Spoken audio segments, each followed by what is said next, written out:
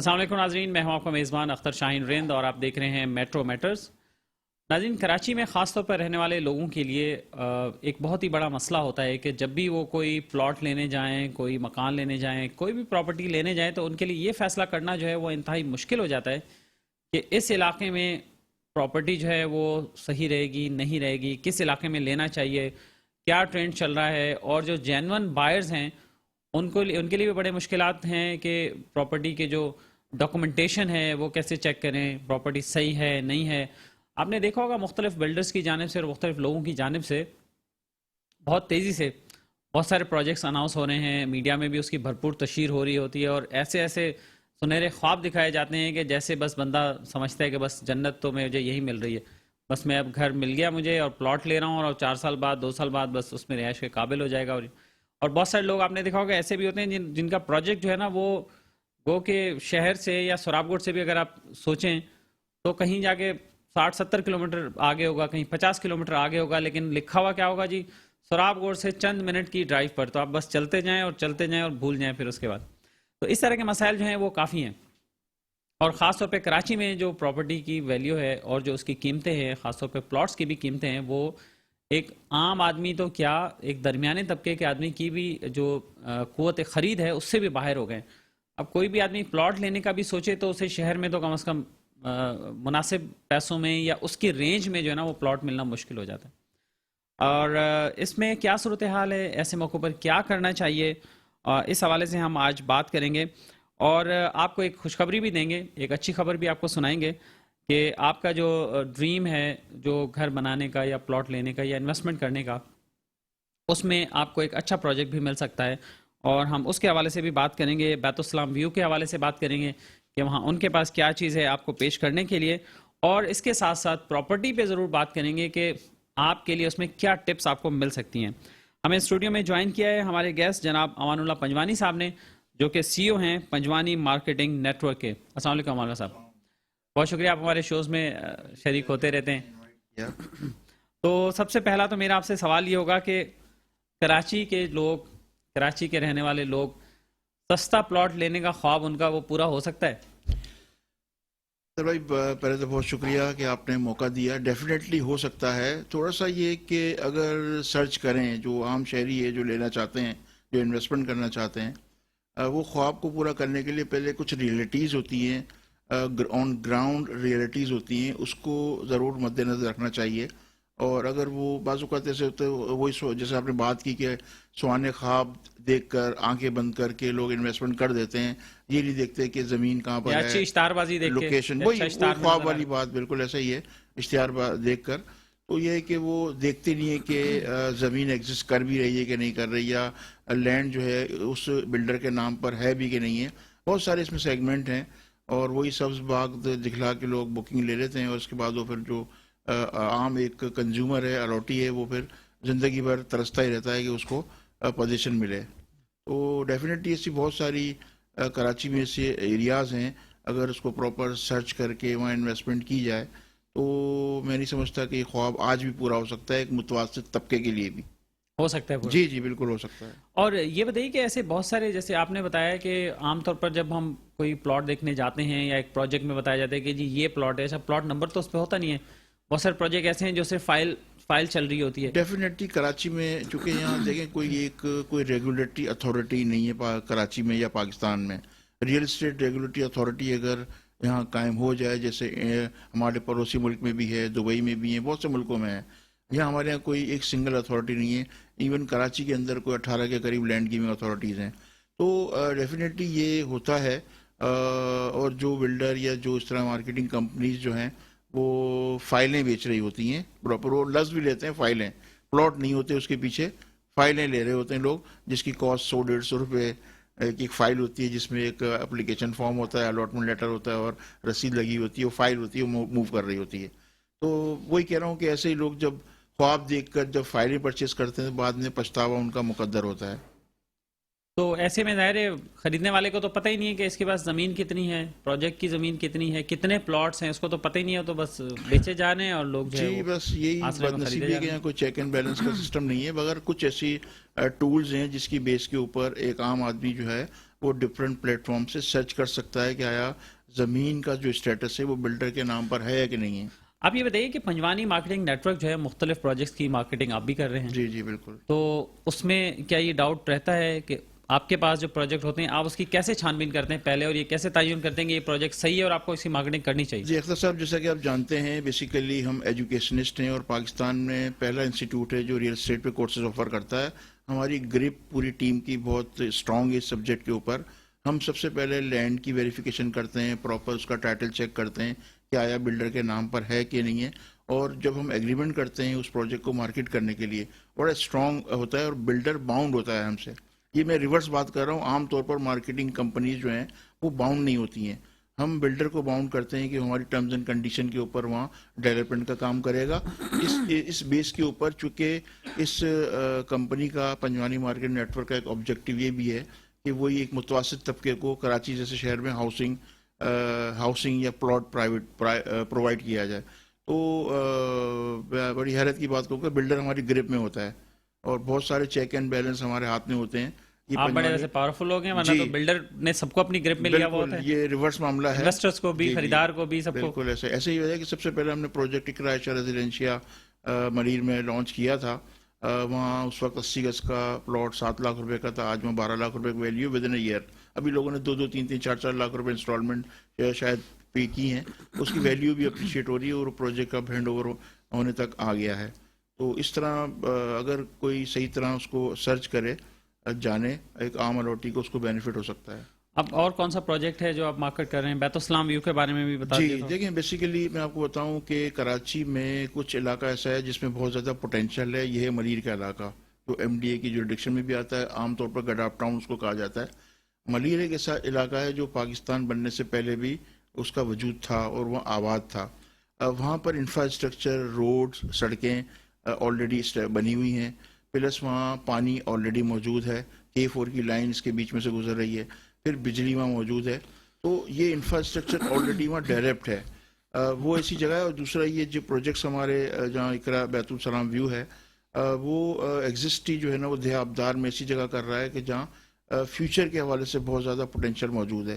جہاں infrastructure already موجود ہوتا ہے وہاں ڈیولپمنٹ کے چانسز بہت زیادہ ہوتے ہیں. کراچی میں بے شمار ایسے علاقے ہیں جو آپ اگر حیدرآباد تک بھی چلے جائیں تو پروجیکٹ لانچ ہو رہے ہیں مسلسل. وہاں بنیادی انفراسٹرکچر موجود نہیں ہے. عام طور پر بلڈر کہتا ہے 4-5 سال میں وہاں فسٹ دے گا، عموماً پاسبل ہی نہیں ہے 4-5 سال میں. جبکہ یہ جو علاقہ ہے جو ہم نے فوکس کیا ہے وہ ایسا ہے کہ آپ سمجھ لیں کہ مریر کے اینڈ سے 15 منٹ 20 منٹ کی ڈرائیو پر ہے.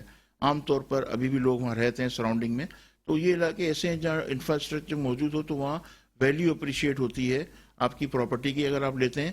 پھر دوسرا جو اس وقت سینیریو ہے، آپ اکنامیکل کنڈیشن ملک کی دیکھ رہے ہیں جو ہماری کرنسی ڈی ویلیو ہو رہی ہے. ہماری کرنسی تقریباً 15 سے 20% جو ہے سالانہ ڈی ویلیو ہو رہی ہے. جبکہ ریئل اسٹیٹ میں جو اپریسیشن ہے وہ 15 سے 20% ہوتا ہے. تو لوگ اپنے بینک کے اندر یا گھروں میں یا سونا لے کے بیٹھے ہوئے ہیں، ان کی ویلیو کم ہو رہی ہے. اگر ان کو میری یہ بات سمجھ میں آئے تو اس کی جو ورتھ ہے کرنسی کی یا اماؤنٹ کی وہ ویلیو کم ہو رہی ہے. اگر ریئل اسٹیٹ میں انسٹالمنٹ کی چیزیں کر لیں، مگر یہ کہ پراپر اس کو ہم تو دعویٰ کرتے ہیں کہ آپ ہمارے پاس آئیے، پوری پروجیکٹ کی فائل ہم پہلے آپ کو دکھائیں گے کہ یہ کس کے نام پر ٹائٹل ہے، دین اس کے بعد وہ پرچیز کریں، پھر وزٹ بھی کراتے ہیں. تو یہ کہ اوور آل میں بتاؤں کہ جو آپ نے شروع میں بات کی یہ بالکل پاسبل ہے. کراچی جیسے شہر میں ایک متوسط بندہ BC سمجھ کے جو ہے وہ پلاٹ بک کرا سکتا ہے اور 4 سے 5 سال میں اس کی. آپ جس پروجیکٹ کی بات کریں بیت السلام ویو کی بھی، تو اس میں کیا انسٹالمنٹ بنتی ہے؟ کس انکم گروپ کے لوگ جو ہے وہ اس سے فائدہ اٹھا سکتے ہیں، وہاں انویسٹ کر سکتے ہیں؟ دیکھیں، وہاں 100 گز کا پلاٹ 15 لاکھ روپے ہے جو 5 سال کی انسٹالمنٹ میں پے کرنے ہیں. ڈاؤن پیمنٹ 2-3 لاکھ روپے ہوتی ہے. 15,000 روپے پر منتھ جو ہے وہ فیس ہے. میرا خیال ہے 50-60 ہزار روپے کمانے والا بندہ جو ہے وہ بھی جو ہے وہ 15,000 روپے کی منتھلی انسٹالمنٹ پے کر سکتا ہے. اور کیا بھی یہ لوگ کر بھی رہے ہیں اور ان کی ویلیو بھی اپریشیٹ ہو رہی ہے. تو یہ انویسٹمنٹ پوائنٹ آف ویو سے ایک اچھا definitely investment point of view سے بھی اور ظاہر ایک سیف اور سیکیورٹی کے پوائنٹ آف ویو سے بھی یہ سیف انویسٹمنٹ ہے. اچھا، اور وہاں پر اس کو لیویبل بنانے میں بھی اس کا ہے چارم ہے اس کا؟ جی ڈیفینیٹلی. اس میں پھر یہ کہ چونکہ وہاں انفراسٹرکچر بنیادی طور پر موجود ہے تو بہت زیادہ اس کی ڈیولپمنٹ میں ایکسپینسز نہیں آتے بلڈر کو. عام طور پر اگر دیکھا جائے تو بلڈر ڈیولپمنٹ کی مد میں جو ہے وہ لاکھوں روپے جو ہے وہ الاٹی سے مانگتا ہے. یہاں صورتحال ذرا مختلف ہے کیونکہ وہاں سراؤنڈنگ میں ساری فیسلٹیز مین جو انفراسٹرکچر موجود ہے. میں ایک چیز اور ایڈ کروں گا اس علاقے میں, ایجوکیشن سٹی جو ہے وہ بننے جا رہا ہے. 2005 میں کراچی کا جو ماسٹر پلان تھا اس میں یہ علاقہ جو ہے پورا دیا ابدار کا اور ایم ڈی اے کا بہت بڑی جوریڈکشن جو گڈاپ ٹاؤن کی ہے وہ تقریباً 6,000 سے 7,000 ایکڑ پر سرکار نے مختلف یونیورسٹیز کو زمینیں دی ہیں اور اب یونیورسٹیز وہاں فنکشنل ہو رہی ہیں. 5 سے 6 یونیورسٹیز وہاں already- کنسٹرکشن بھی ہو رہی ہے. جی کنسٹرکشن بھی ہو رہی ہے. آغا خان, سر سید اور بہت ساری یونیورسٹیز جو ہیں وہاں ان کی کلاسز بھی ہو رہی ہیں. تو یہاں رہنے کے لیے ہاؤسنگ اسکیموں کی بڑی شدید ضرورت ہے. تو یہ ان پروجیکٹ میں اگر لوگوں کے پاس پلاٹس ہوں گے تو یہاں ان کو اچھا ریٹرن ملے گا. یہ اس طرح کے منصوبے میں جو اتھارٹیز ہیں ان کا کردار کیا ہوتا ہے, کیسے ہوتا ہے, جیسے ایس بی سی اے ہے خاص طور پہ, یا دیکھیں بنیادی طور پہ آپ کو بتاؤں, کراچی میں اگر کوئی پروجیکٹ لانچ کرتا ہے آلموسٹ تقریباً اس کو 18 این او سیز لینے پڑتے ہیں مختلف ڈپارٹمنٹ سے, یعنی بورڈ آف ریویو سے لے کر ایس بی سی اے تک, یعنی ایون انوائرمنٹ کا بھی این او سی لینا پڑتا ہے اور ایون ٹریفک پولیس کا بھی این او سی لینا پڑتا ہے کہ وہاں روڈ کا انفراسٹرکچر ڈیولپ ہوگا نہیں ہو. تو یہ این او سیز آپ کو پتہ ہے سرکاری ادارے ہیں, وہ وقت لگتا ہے اسٹیپ بائی اسٹیپ. جس طرح 5 سال کا پروجیکٹ ہوتا ہے, 6 سال کا پروجیکٹ ہوتا ہے, تو وقت کے ساتھ ساتھ یہ این او سیز بلڈر ایکوائر کرتا ہے اور پھر آخر میں ایس بی سی کے این او سی کے بعد جو ہے وہ ہینڈ اوور کر دیا جاتا ہے کوئی سنگل یونٹ. تو عام طور پر دیر ہوتی ہے اس کے اندر, مگر اصل چیز زمین کا اسٹیٹس اگر اسٹرانگ ہے, اگر کوئی بلڈر آپ کو اپنی لینڈ کا پروف دیتا ہے کہ جی میرے پاس یہ زمین ہے, کیا پروف ہوتا ہے اس کا, وہ کوئی اگر زمین خریدنے سیل جائے ڈیڈ تو ہوتی کیا ہے. پوچھے؟ ڈیفینیٹلی سروے لینڈ پہ جو پروجیکٹس ہوتے ہیں اس کی سیل ڈیڈ ہوتی ہے, اس کی موٹیشن کی کاپی ہوتی ہے. یہ ایک ایسی بنیادی چیز ہے. دکھاتے ہیں کوئی نہیں دکھاتا سر, یہی تو میں آپ کو بات کر رہا ہوں کہ پھر کیسے کوئی مانگے بھی تو بہت مشکل ہے. اگر آپ کوئی آنیسٹ بندہ ہوگا, آنیسٹ بلڈر ہوگا تو وہ ڈیفینیٹلی آپ کو دکھا دے گا. یا مارکیٹنگ کمپنی اتنی آنیسٹ ہوگی تو وہ یہ ساری چیزیں خود اپنے بیہاف پر چیک کرے گی. ہم یہ کرتے ہیں. آپ کسی بھی پروجیکٹ کی فائل آ کر ہمارے آفس میں, بلکہ آپ نے دیکھی بھی ہیں, تو یہ ہے کہ آپ دیکھ لیں, آپ کو سیٹسفیکشن ہوتی ہے, بہت مختلف اتھارٹی سے ویریفائی کریں, دین اس پر انویسٹمنٹ کریں, تاکہ کم از کم ایک الاٹی کو پتہ تو ہوگا کہ میں جس سے ایک پلاٹ لے رہا ہوں 80 گز کا, 120 گز کا, اس کے پاس ایکڑس کے اندر لینڈ کا ٹائٹل ہے بھی کہ نہیں ہے.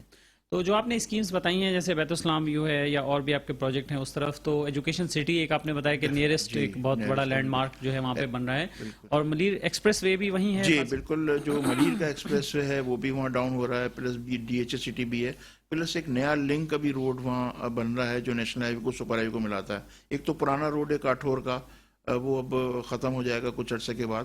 نیا روڈ ایک بن رہا ہے, وہ تقریباً جنوری یا فروری تک اس کی اوپننگ بھی ہو جائے گی. تو اوور آل یہ پورا جو اس کا سینیریو اس علاقے کا وہ بالکل چینج ہو جائے گا. اس وقت بہت سے بلڈرز نے وہاں زمینیں ایکوائر کی ہوئی ہیں اور نیئر فیوچر میں بہت سارے پروجیکٹ وہاں پر جو ہے لانچ ہوں گے. اور سر یہ بتائیں گے پنجوانی انسٹیٹیوٹ آف بزنس اسٹڈیز میں آپ کیا کر رہے ہیں اور اس میں آپ کس طرح سے لوگوں کو اویئرنیس دے رہے ہیں؟ ڈیفینیٹلی اختر بھائی, آپ کو پتہ ہے کہ ہم پورے اور پاکستان میں اس سیکٹر میں کوئی ایجوکیشن کا ادارہ نہیں ہے, کوئی اس کو بلکہ سبجیکٹ سمجھتا ہی نہیں ہے کہ یہ پڑھا جائے. عام طور پر روایتی طور پر جو ہے بندہ سمجھتا ہے اگر پراپرٹی کا کام کرنا ہے تو کسی بھی اسٹوڈنسی میں بیٹھ کے وہ سیکھ سکتا ہے, حالانکہ ایسا نہیں ہے. یہ بڑی ایک سائنس ہے, ریئل اسٹیٹ ایک پوری سائنس ہے, اس کو انڈرسٹینڈ کرنا, اور پوری دنیا میں اس کو تسلیم کیا جاتا ہے. اسی لیے ہم نے یہ 2007 میں ایک انسٹیٹیوٹ فارم کیا اور اس پہ کافی ریسرچ ورک ہے ہماری. بکش نالج اس میں شاید پورے کورس میں 5 سے 10% ہے. زیادہ پریکٹیکل جو ریئل سینیریوز ہوتے ہیں, کیس اسٹڈیز ہوتی ہیں, اس کی بہاف پر یہ اسٹڈی ہوتی ہے. بیسیکلی ڈاکومنٹیشن, فیک فائل, جیسے میں نے ابھی آپ کو بتایا ویریفیکیشن جو ہے وہ کس طرح کرنی چاہیے. تو ایک اگر کوئی اس فیلڈ میں آنا چاہتا ہے, اپنا کریئر بنانا چاہتا ہے, یا ایون کوئی انویسٹمنٹ بھی کرنا چاہتا ہے, تو یہ کورس کرنا چاہیے. بڑے شارٹ کورسز بھی ہیں ہمارے, اور اب تو ہم اس کے ریکارڈڈ لیکچر کے پروجیکٹ پہ کام کر رہے ہیں. ہم پورا یہ کورس جو ہے اپنے لیکچرز کے اوپر ریکارڈ کر رہے ہیں, اور یہ پھر اس سے پوری دنیا مستفید ہوگی. ویسے کوئی ایک ون ونڈو ٹائپ کی تو کوئی ہمارے پاس فیسلٹی نہیں ہے نا شہر میں, کہ کسی بھی, میں کوئی زمین خریدنا چاہتا ہوں کسی پروجیکٹ میں یا کسی بھی اس میں یا کسی اپارٹمنٹ میں یا کچھ میں, تو میں اس کو ویریفائی کر سکوں. کوئی گورنمنٹ کی کوئی ایسی سائٹ ہو, کوئی ایسا پلیٹ فارم ہو, کوئی آن لائن ہو ایسا کہ میں گھر بیٹھے دیکھ لوں کہ بھئی یہ پروجیکٹ صحیح ہے نہیں ہے, کیا ہے؟ یہ ون ونڈو نہیں ہے, ون ونڈو نہیں ہے. اسی کا بات کا رونا ہے. ہم 2005 سے میں اس پہ کوشش کر رہا ہوں کہ پاکستان میں ریرا امپلیمنٹ ہو جائے, ریئل اسٹیٹ ریگولیٹری اتھارٹی بن جائے. اگر وہ سنگل اتھارٹی بن گئی تو یہ جتنی بھی 18 اتھارٹی سے ڈفرینٹ این او سی لینے پڑتے ہیں یہ ختم ہو جائیں. وہ کہ ایس بی سی نے کافی کوشش کی ہے اس کے اوپر, مگر ایس بی سی کی ایک لمیٹیشن ہے. اور یہ ہے کہ اس کے تحت وہ کام کر رہے ہیں، مگر وہ اپنا ریکارڈ کو اپنا اپڈیٹ نہیں کر پاتے. بہت سے NOCs جو ہیں وہ اپلوڈ ان کی ویب سائٹ پہ نہیں ہوتے، جس کی وجہ سے ایک عام آدمی کو، ایک کنزیومر کو پریشانی کا سامنا کرنا پڑتا ہے. تو ڈیفینیٹلی یہ حکومت کا کرنے کا کام ہے، ون ونڈو فیسلٹیز، مگر یہ کہ اوور آل میں کہوں گا کہ اس وقت ہم بہت دور ہیں اس سے. چلیں اللہ کرے کہ قریب ہو جائیں تھوڑے سے ہم. لاسٹ میسج کیا ہوگا آپ کا؟ میں میسج ایک عام شہری کو یہی دینا چاہوں گا کہ بھائی جہاں بھی انویسٹمنٹ کریں ٹھوک بجا کے کریں، پراپر وزٹ کریں زمین کا جہاں بھی آپ ہے، دیکھیں باؤنڈری وال ہے کہ نہیں ہے، اور یہ کہ پراپر زمین کا، لینڈ کا اسٹیٹس اگر بلڈر کے نام پر ہے تو اس میں ہاتھ ڈالیں، ادروائز نہ کریں. عام پریکٹس یہ بتاؤں آپ کو پورے شہر کی یہ ہے کہ کسی اگر بلڈر کے پاس 200 ایکڑ کی زمین ہوتی ہے تو وہ 15-20 ایکڑ کی NOC لیتا ہے، اور باقی جو ہے نا وہ بیچ رہا ہوتا ہے فائلیں، اور وہ 200 ایکڑ 2000 ایکڑ تک بھی جو ہے نا بک چکی ہوتی ہیں. تو جب زندگی بھر کی جمع پونجی آپ لگا رہے ہوتے ہیں تو کم از کم اتنا جا کر دیکھیں کہ سائٹ وزٹ ضرور کریں. رائٹ. ایک لائیو کالر ہمارے ساتھ ہیں، وہ ہم ایک کال لے لیں. جی السلام علیکم، کون ہے ہمارے ساتھ؟ السلام، شریف احمد بول رہا ہوں. جی کون سا بول رہے ہیں، کہاں سے؟ شریف احمد گلشن اقبال سے. اچھا جی جناب، کیا پوچھنا چاہیں گے آپ، بتائیے. ہاں جی، معلومات کرنا چاہ رہا ہوں. جی جی پوچھیے. یہ میرے کو آپ بتائیں پلاٹ کا کیا ہے.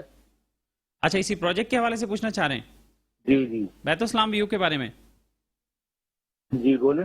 اچھا رائٹ، ٹھیک ہے، آپ کو بتاتے ہیں سر. بیت اسلام ویو کے حوالے سے بتائیے پرائسز وغیرہ کے بارے میں. وہ 15 لاکھ پہ 100 گز کا پلاٹ ہے، 120 گز کا 18 لاکھ کا ہے. ڈاؤن پیمنٹس کی 3 لاکھ روپے، باقی آپ کو 5 سال کی انسٹالمنٹ میں دینے ہیں. ایزی انسٹالمنٹ ہیں، کوئی ایئرلی یا اس طرح بڑا بریک اپ نہیں ہے. رائٹ. بہت شکریہ آپ کا. مولانا پنجوانی صاحب ہمارے ساتھ موجود رہے. انشاءاللہ کوشش کریں گے آنے والے شوز میں آپ کو پھر دوبارہ انوائٹ کریں تاکہ کچھ کھری باتیں بھی ہو جائیں نا. ویسے تو لوگ طرح طرح کی باتیں کرتے ہیں، لیکن لوگوں کی معلومات کے لیے بھی ذرا صحیح والی باتیں بھی ان کو پتہ چل جائے نا.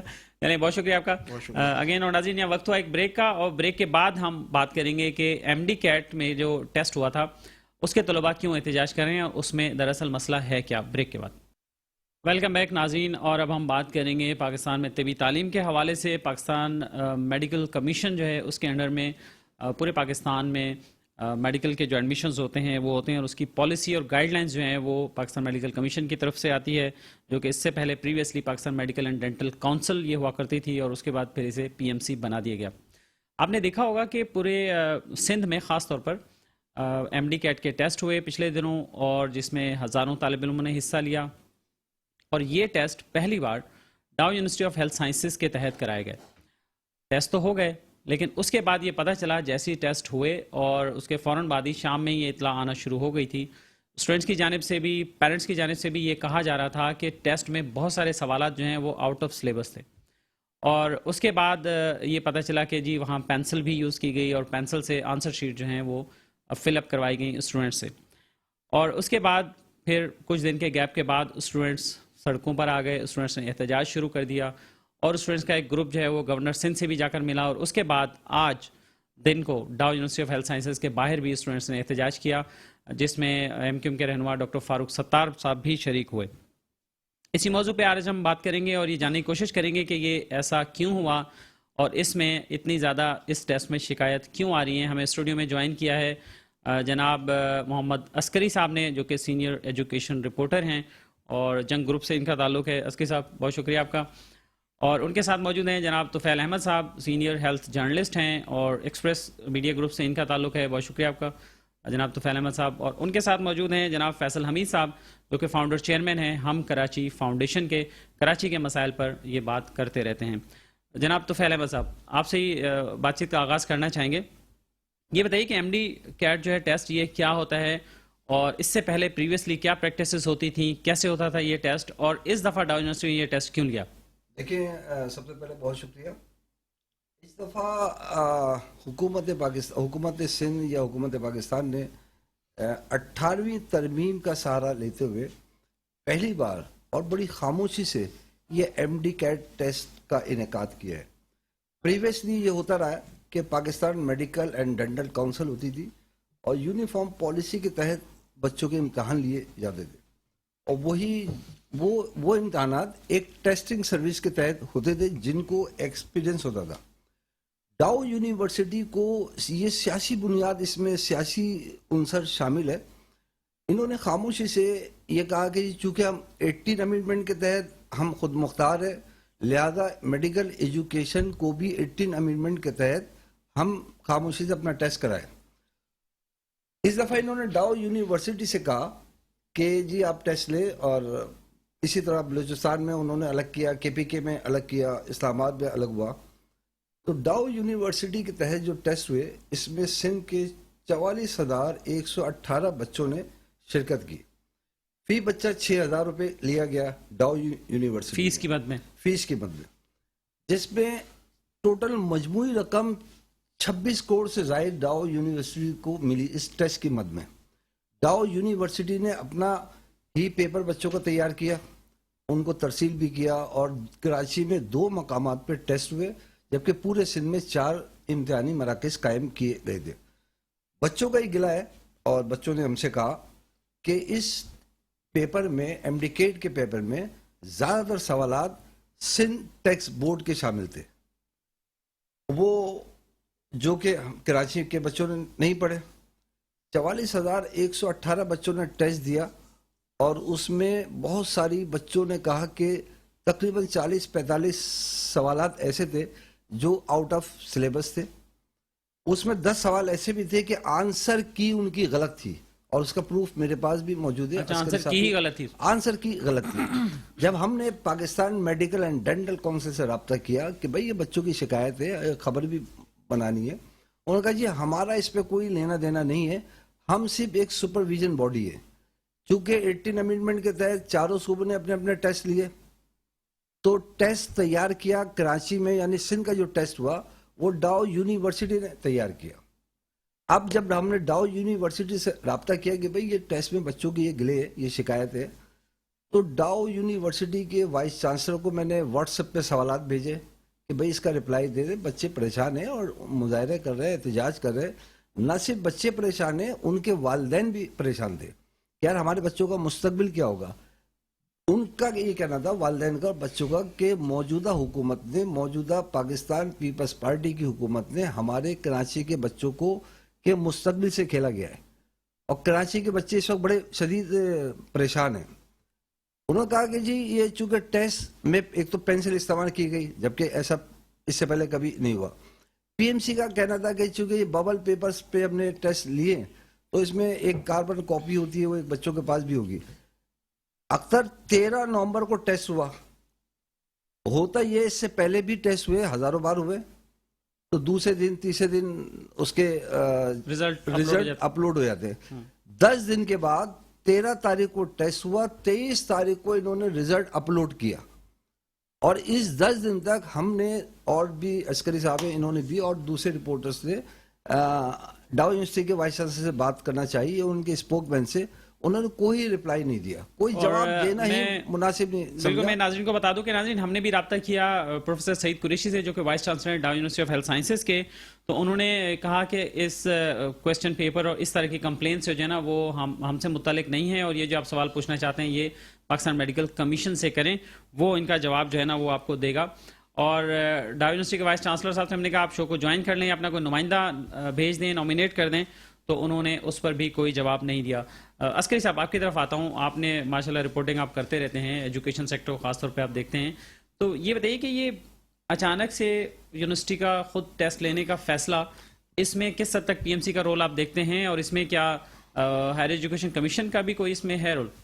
देखिए, पाकिस्तान मेडिकल कमीशन का इजलास हुआ था, उस इजलास में ये तय किया गया था कि आया सूबे खुद टेस्ट लें या फिर वो किसी टेस्टिंग इदारे से करा लें, तो दोनों चॉइस उनको दी गई थी।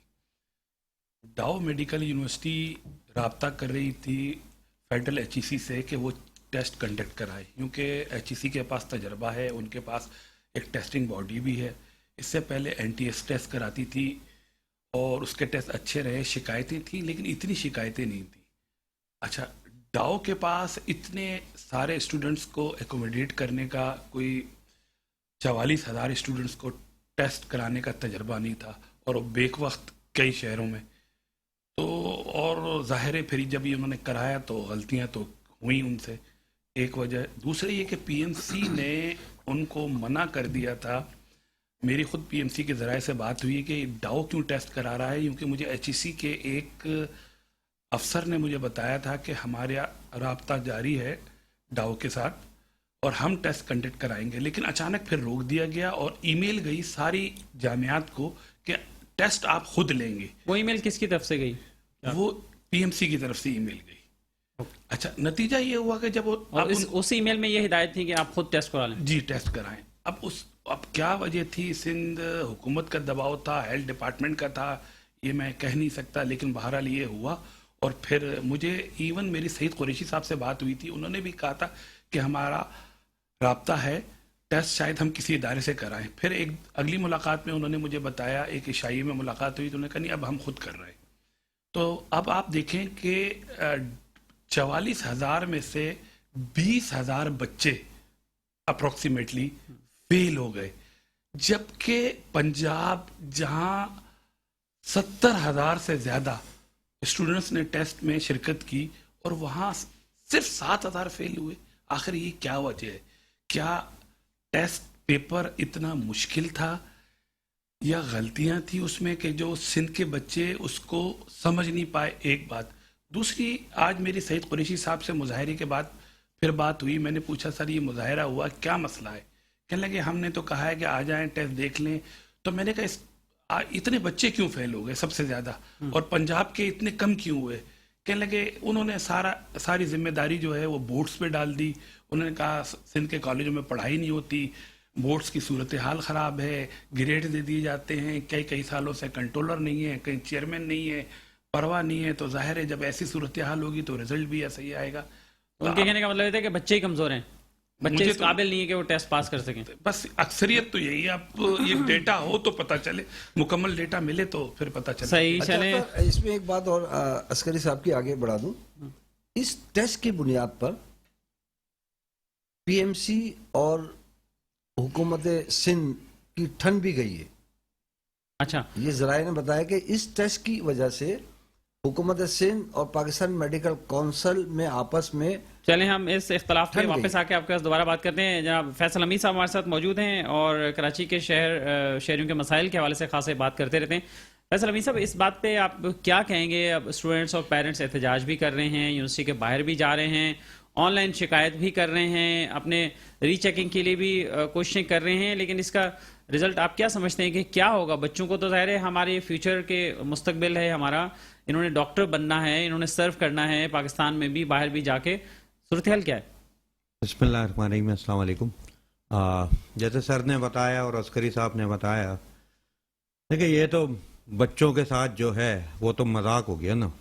اب بات یہ ہے کہ ہم کام کرتے ہیں کیریئر کاؤنسلنگ کے لیے کہ بچے جو ہیں ان کو پتہ چلے کہ کیا آپ نے پڑھنا ہے, کس جاب کی طرف جانا ہے, اور پھر جب اس طرح کی چیزیں ہو جائیں گی تو پھر بات یہی ہے نا کہ یہ تو پھر آپ ایسے ہی ہے نا کہ بس آپ ان کو جو ہے وہ فوڈ ڈیلیوری والا بنا دیں یا پھر آن لائن ٹیکسی والا بنا دیں آپ.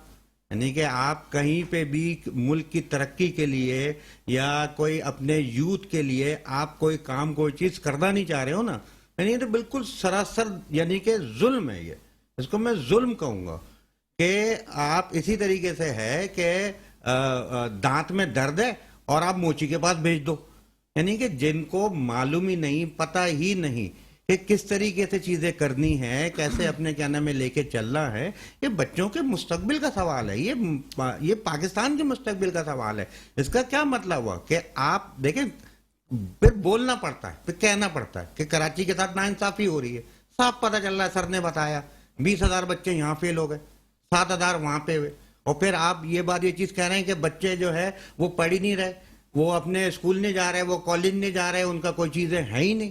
تو آپ یہی تو چیز دیکھیں نا کہ پھر آپ پھر کالجز کو ختم بھی کر رہے ہیں, آپ اسلامیہ کالج کو ختم کر رہے ہیں آپ جا کے, اور پھر آپ یہ ساری سب چیزیں کر رہے ہیں. اس کا کیا مطلب ہے؟ تو صاف طور پہ پتہ چل رہا ہے نا کہ یہ ایک کسی آپ ایجنڈے کے اوپر کام کر رہے ہیں. کہنا پڑتا ہے, بولنا پڑتا ہے معذرت کے ساتھ کہ پھر آپ یہ ناانصافی کر رہے ہیں کراچی کے بچوں کے ساتھ, جبکہ آپ کو پتا ہے کراچی جو ہے وہ 70% ریونیو دینے والا اپنے کیا نام ہے شہر ہے.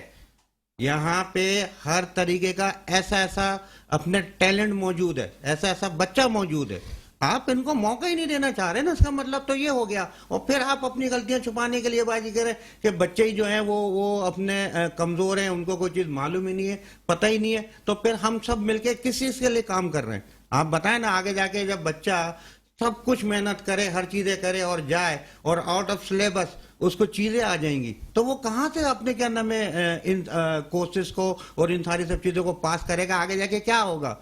यानी यही ना कि फूड डिलीवरी में लग जाएगा फिर बेचारा, या ऑनलाइन टैक्सियां चलाएगा, क्या करेगा फिर वो? राइट नाज़रीन, यहाँ वक्त हुआ एक शॉर्ट ब्रेक का, और ब्रेक के बाद दोबारा हाजिर होते हैं। वेलकम बैक नाज़रीन, हम बात कर रहे हैं MD कैट टेस्ट की, और उस टेस्ट के बाद जो शिकायत सामने आई, स्टूडेंट्स की जानिब से पेरेंट्स का एहतजाज हुआ, स्टूडेंट्स का एहतजाज हुआ, इस मौजू पर हम बात करें। और हमारे साथ पैनल में मौजूद हैं जनाब मोहम्मद अस्करी साहब, सीनियर एजुकेशन रिपोर्टर हैं, सीनियर जर्नलिस्ट हैं, और जनाब तुफैल अहमद साहब हमारे साथ मौजूद हैं, उनके साथ साथ जनाब फैसल हमीद साहब हमारे साथ मौजूद हैं। तो तुफैल साहब, आप बात कर रहे थे प्रोफेसर नौशाद शेख साहब ने अभी चार्ज संभाला है, तो कुछ ही दिन अभी हुए हैं या कुछ हफ्ते ही हुए हैं, तो आप कहने इख्तलाफात हो गए, तो ये कैसे? जी हाँ, मेरी आज हुकूमत सिंध के कुछ ज़िम्मेदारों से और PMC के कुछ ज़िम्मेदारों से बात हुई, तो उनकी बातों में और उन्होंने भी ये इशारा दिया कि शायद हम इसको काम को आगे ना बढ़ा सके, कुछ इख्तलाफात है। इख्तलाफात की देखिए, अक्सर बात है कि चलो इख्तलाफात होते हैं, कोई इशू नहीं, ये बच्चों का मुस्तकबिल है, बच्चे बड़ी मेहनत से इंटर करते हैं, बड़ी मेहनत करते हैं ना, और साइंस सब्जेक्ट से बच्चे मेहनत करें, फिर वो MD कैट की तैयारी के लिए 6 महीने पहले प्राइवेट इंस्टीट्यूशन में एडमिशन लेते हैं, प्रिपरेशन करते हैं, तैयार अपने आप को तैयार करते हैं। तो बच्चा इंटर के बाद, इंटर जब कर रहा होता है फाइनल ईयर, उस वक्त से वो प्रिपरेशन करते हैं, वालिदैन उनके फीसें भरते हैं, बच्चे की बड़ी एफर्ट्स होती है, उसके साथ उनके वालिदैन की बड़ी एफर्ट्स होती है। अनफॉर्चुनेटली ये टेस्ट आता है। फिर इस टेस्ट की एक बात और बता दूं आपके प्रोग्राम में कि इस एंट्री टेस्ट होता था पहले, जिसकी कोई कानूनी हैसियत नहीं थी। इन्होंने आज से 15-20 साल पहले कुछ लोगों को ऑब्लाइज करने के लिए एक एंट्री टेस्ट का नाम दे दिया कि जी इंटर करें। इंटर करना बड़ा मुश्किल है। उसके बाद जब से ये एंट्री टेस्ट शुरू हुआ, तो बच्चे इंटर करने के बाद 6 महीने तक एंट्री टेस्ट की प्रिपरेशन करते हैं। डेफिनेटली वो प्राइवेट इंस्टीट्यूशन में होती है, कोई सरकार या हुकूमत सिंध की तरफ से ऐसा कोई इदारा नहीं जहाँ बच्चे अपनी प्रिपरेशन करें। फीसें भी देते हैं, मेहनत भी करते हैं, टाइम देते हैं। एंट्री टेस्ट आता है, एंट्री टेस्ट में अगर सवालात गलत आ जाए तो बताए बच्चे का क्या कसूर है। उस बच्चे के वालिदैन ने 6,000 रुपये भरे अब एंट्री टेस्ट के लिए। उस बच्चे के वालिदैन ने 6 महीने तक अपने बच्चे को प्रिपरेशन कराई, पैसे खर्च हुए ना। अब आप मजाक कर रहे हैं यार। वैसे ही हालात ऐसे हैं, ऊपर से वालिदैन पे इतना बोझ, महंगाई है, हालात ऐसे हैं, आप वालिदैन पे बर्डन डाल रहे हैं। बच्चों में स्किल है, बच्चे समझदार हैं। बच्चे भी स्ट्रेस हमारे यहाँ जो ना अभी जैसे अस्करी साहब ने कहा कि डाउ यूनिवर्सिटी एक अच्छा इदारा है, इसमें कोई शक नहीं, बट उसको ये एंट्री टेस्ट लेने का कोई एक्सपीरियंस नहीं।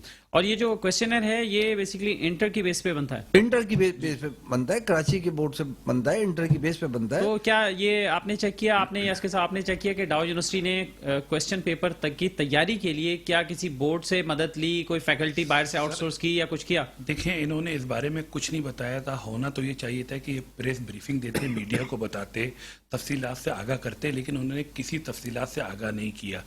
उसूलन इनको ये जो पर्चा था किसी इंटर कॉलेज के टीचर से, प्रोफेसर से बनवाते, क्योंकि इंटर लेवल का पर्चा था, लेकिन उन्होंने पता नहीं किस तरह बनाया, क्या गलतियां कर गए। ये भी क्लियर नहीं है किससे बनवाया उन्होंने, पता नहीं अपने ही फैकल्टी से। फिर नौशाद साहब से मेरी बात हुई, इन्होंने मीटिंग की कि हमें बड़ी शिकायत आई हैं, लोग बड़े परेशान हैं, स्टूडेंट्स रो रहे हैं कि आंसर की गलत थी, निसाब से बाहर की चीज़ें थी, कुछ समझ में नहीं आया, पेंसिल से भर दिया, पेन से भर दिया, ये चक्कर है। अब हम उनको ग्रेस मार्क्स देंगे। अच्छा, 1 हफ्ते का टाइम दिया, ग्रेस मार्क देने पे बात हुई, लेकिन हम ये नहीं पता चला कितनी गलतियां थी, किसने क्या किया।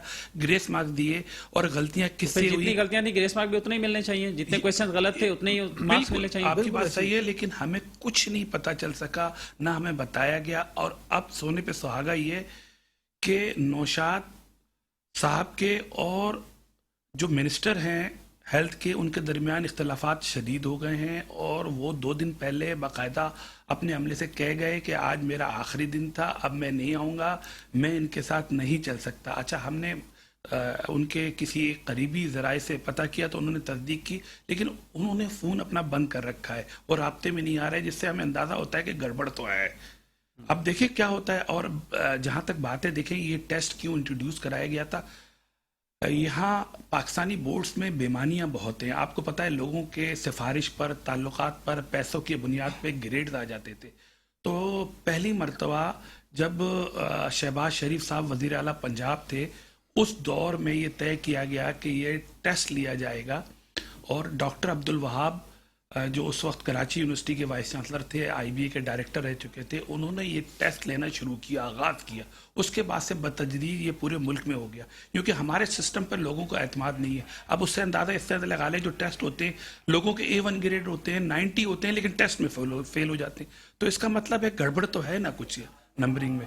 تو یہ وجہ ہے ٹیسٹ ہے۔ اب دیکھیں کیا ہوتا ہے، حکومت کیا فیصلہ کرتی ہے۔ فیصل امین صاحب، آپ بتائیں اس صورتحال میں کیا کہنا چاہیں گے کہ ابھی تک تو بچوں کو پتہ نہیں ہے، ابھی پیرنٹس کو بھی نہیں پتا کہ ان کے ساتھ کیا ہونے والا ہے، پھر وہ میرٹ آرڈر کیا آئے گا، ان کے ایڈمیشن کہاں جائیں گے، کیسے ہوں گے، بہت سارے ابہام ہیں۔ کیا چیزیں ہوں گی آپ کو یہی پتہ ہے، احتجاج کریں گے، ماں باپ کتنی مرتبہ جائیں گے، بچے کتنی مرتبہ جائیں گے، کہاں سر ماریں گے، کس کو بولیں گے۔ اب بات یہ نا کہ جو میں کہتا چلا آ رہا ہوں نا کہ جو ہم بات کرتے ہیں کہ یار ایشوز سولوشن کی طرف جائیں، اب جو سولوشن کرنے والے ہی ہیں وہی اگر اپنے ایشوز بنانے والے ہیں تو سر آپ کہاں جائیں گے، کس کے پاس جائیں گے۔ اب بات یہ نا کہ آپ مہنگائی دیکھیں، پھر بچے کو پڑھا رہے ہیں وہ ماں باپ کس طریقے سے پیٹ کاٹ کاٹ کے سب چیزیں کر رہے ہیں۔ سر آپ یقین کریں کہ ہمارے پاس یہ ریکویسٹیں آتی ہیں کہ اپنے فیسیں بھرنے کے لیے، ہمارے بچوں کی فیسیں بھرنی ہیں، ہم یہاں پہ اپنا گھر بار چلائیں، اپنا جو ہے وہ کھانے کا پینے کا بندوبست کریں کہ بچوں کو پڑھائیں۔ کس طریقے سے پیٹ کاٹ کے بچوں کو پڑھایا جا رہا ہے کہ بچے کہیں کسی اپنے کیا نام میں عزت دار طریقے سے آگے وہ چلے جائیں۔ لیکن بات یہ ہے کہ یہ چیزیں حکومت کو سوچنی چاہیے نا سر۔ اب آپ 6,000 روپے لے رہے ہو، میرے خیال سے تو یہ تو 6,000 روپے بھی نہیں بنتے ہیں۔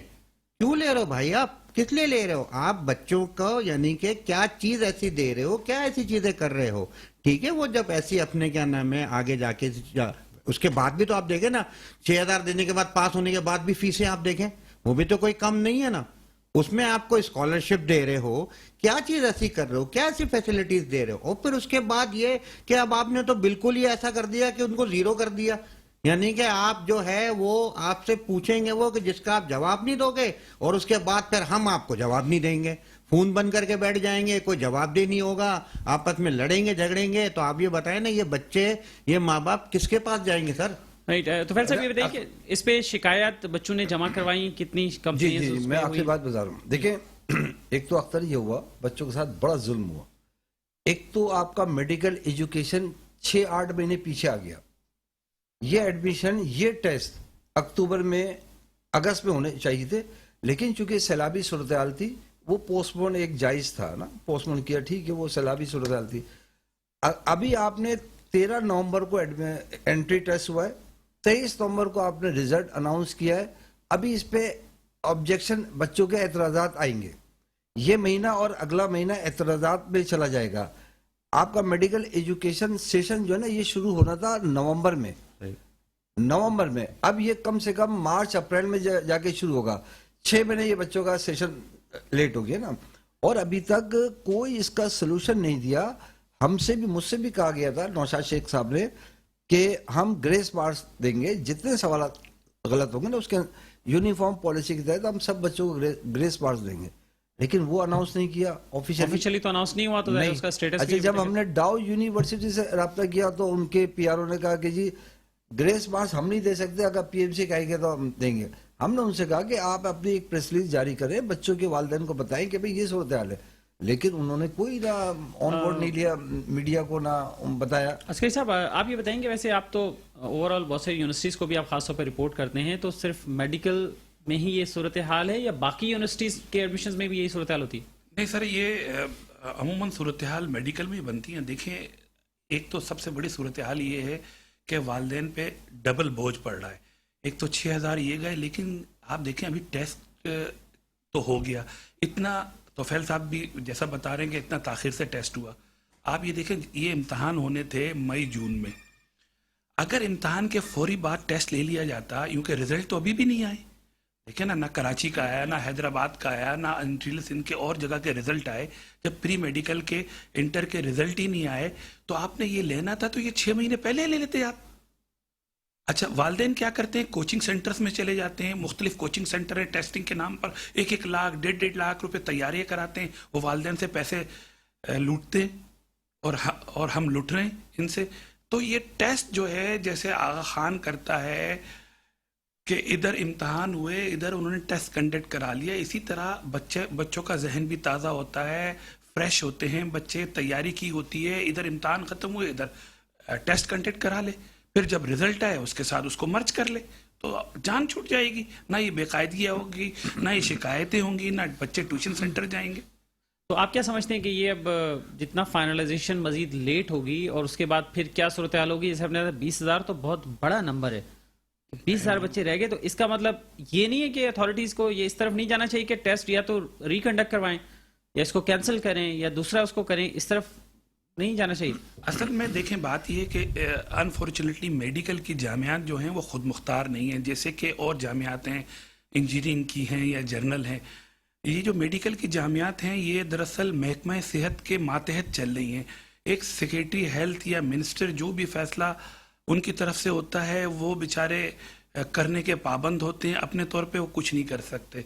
اگر یہ جامعات مکمل طور پہ خود مختار ہوتی تو شاید کچھ بہتر نتائج ملتے، صورتحال مختلف ہوتی. لیکن مجھے تو بظاہر ایسا لگتا نہیں ہے کہ کچھ بہتر ہوگا. آگے دیکھیں. کوئی میکینزم نہیں ہے پاکستان کے اور خصوصاً سندھ کے پروفیشنل تعلیمی اداروں میں، کوئی میکینزم نہیں ہے اختر. اور مجھے بڑا افسوس ہوتا ہے کہ یار دیکھیں، بچے اتنی محنت کر رہے ہیں، ہمارے سسٹم نہیں ہے. اچھا، سسٹم کو ڈیولپ نہیں ہونے دیتے. ایک ایگو ہے، ایگو جو شہر اقتدار میں لوگ ہیں ان کے اندر ایک ایگو ہے کہ جو ہم کہیں وہ کریں نا. تو یہ اس سے میں پھر یہ کہوں گا پاکستان میں اور خصوصاً سندھ کے کراچی کے بچوں کے ساتھ، بچوں کے مستقبل کے ساتھ کھیلا گیا ہے، جو کہ غلط ہے. آخری بس لاسٹ میں سر، کاروباری بنا دیے ہر چیز. سارے انسٹیٹیوشن کاروباری ہو گئے، ختم ہو گئے. اسکول اپنے گورنمنٹ اسکول ختم ہو گئے، گورنمنٹ کالجز ختم ہو گئے، گورنمنٹ یونیورسٹیز ختم ہو گئی ہیں، سب چیزیں ختم ہو گئی ہیں. اب یہی بتائیں نا کہ یہی جا کے جب ڈاکٹر بنے گا تو وہ کس طریقے سے مسیحا کہلائے گا؟ وہ بھی بیٹھ کے کاروباری کرے گا نا. جب 40-50 لاکھ روپے خرچہ کر کے آئے گا تو وہ کس طریقے سے کسی کو فری میں دیکھے گا؟ وہ 40-50 لاکھ روپے وصول نہیں کرے گا. پھر وہ جو ہے ایک چھوٹی سی کہیں پہ اپنے کسی گورنمنٹ ادارے میں جو نا 1 گھنٹے کی اپنے کیا نام ہے وہ مریضوں کو دیکھے گا. اس کے بعد وہ کسی پرائیویٹ اپنے اس میں جائے گا، ہاسپٹل میں جائے گا، اپنی کلینک چلائے گا. تو مسیحا کیسے رہے گا؟ بہت شکریہ آپ کا جناب فیصل امید صاحب، جناب توفیل احمد صاحب، بہت شکریہ آپ کا. عسکری صاحب آپ کا بہت شکریہ. وقت کی کمی ہے اور پروگرام کا وقت جو ہے وہ ختم ہو رہا ہے. ناظرین، ہم نے کوشش کی ہے کہ ایم ڈی کیٹ سے متعلق جو حقائق ہیں وہ آپ تک پہنچائیں، اور اس کے ساتھ ہی اپنے میزبان اختر شاہین رند کو اجازت دیجیے. اپنا خیال رکھیے گا. اللہ حافظ.